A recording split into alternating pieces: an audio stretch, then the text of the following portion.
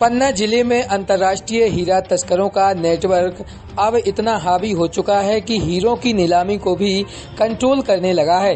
हीरा तस्कर पन्ना के हीरा व्यापार को इतना प्रभावित कर चुके हैं कि अब लोग कार्यालय में हीरा जमा करने के बजाय ब्लैक मार्केट में बेचना ही उचित समझने लगे हैं। गुजरात, महाराष्ट्र और राजस्थान के कुछ हीरा तस्करों की पन्ना में मौजूदगी सवालों के घेरे में है। बताया गया है कि यह लोग पन्ना नगर के होटल, लॉज एवं किराए के मकानों में रहते हैं, जो सुबह से हीरा खदानों के भ्रमण पर निकलते हैं और दोपहर तक वापस लौट आते हैं।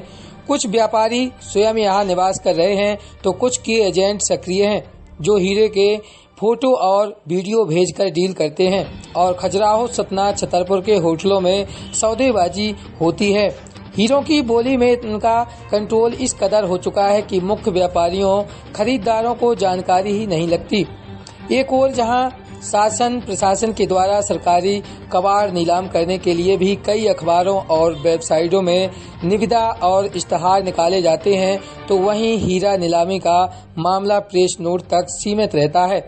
बड़े व्यापारियों, दूसरे राज्यों एवं दूसरे देशों के लोगों के बोली में शामिल नहीं होने को कनेक्टिविटी का अभाव बताया जाता है।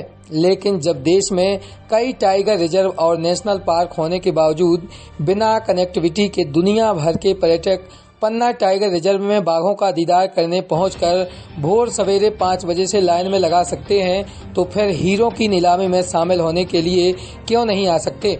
ऐसे तमाम सवाल खड़े हो रहे हैं। लेकिन हकीकत यह है कि हीरों की नीलामी की सूचना केवल स्थानीय स्तर तक सीमित रहती है। एनएमडीसी की यह अंतर्राष्ट्रीय स्तर पर ऑनलाइन निविदा और बोली के लिए आमंत्रित नहीं किया जाता। नीलामी के दौरान बोली लगाने के लिए भी कुछ व्यापारियों का सिंडिकेट काम करता है। अधिकांश हीरे पहले तस्करों के पास पहुंचते हैं। उचित मूल्य नहीं मिलने पर वह हीरा कार्यालय में जमा किए जाते हैं। यहाँ भी कुछ व्यापारी आपसी साठ गांठ कर हीरे की बोली सीमित कर देते हैं या फिर बोली लगाने के बाद भी उसे नहीं खरीदते। ऐसे में हीरा खदान संचालित करने वाले तुगादारों का विश्वास सरकारी कार्यालय में हीरा जमा करने से उठ जाता है और अगली बार वह तस्करों से घाटे का सौदा करने को मजबूर हो जाता है। हीरा कार्यालय के एक कर्मचारी के हीरा तस्करों से अच्छे ताल्लुकात बताए जा रहे हैं।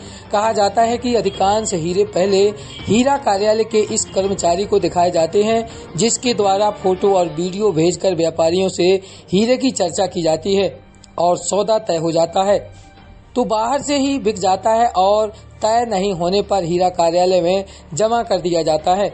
ऐसा ही कुछ 21 से 24 फरवरी तक चलने वाली हीरा की नीलामी में देखा गया।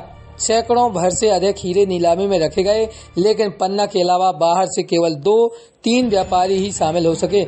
व्यापारियों के नहीं आने का कारण अंतर्राष्ट्रीय हीरा व्यापार की मंदी बताई गई है, जबकि ऐसा कोई बात नहीं है।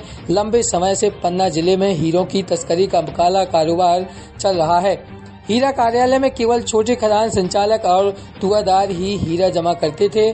बड़े खदान संचालकों के द्वारा तो शायद ही कभी हीरे जमा किए गए हों, लेकिन अब छोटे खदान संचालकों का हीरा जमा करना भी काम कम होता जा रहा है, जो पन्ना में हीरा कार्यालय के लिए शुभ संकेत नहीं है।